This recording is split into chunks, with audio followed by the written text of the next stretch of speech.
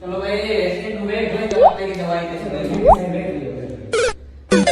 छोटी के खा नहीं ते खा छोटी अब हमारे दस बगैर तो नहीं सकता। ठीक हो वैसे अल्लाह दे अल्लाह से दवाई साढ़े तक काम यही ना वसीला असल से तो आने नाम सुना बच्चे में हकीकत असल काम आ रहा है नहीं ठीक हो वैसे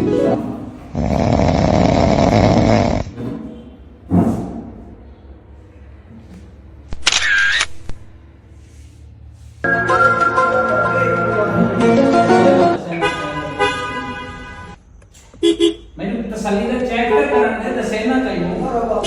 काम ना हो हूं तो में इंशाल्लाह खूब ए ठाई कार्रवाई दे और ही हो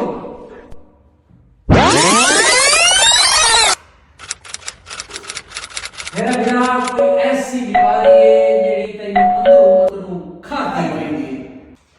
मट्ठा बोल मट्ठा बाहर बैठी है मट्ठा बोल कल्ले मट्ठा बोल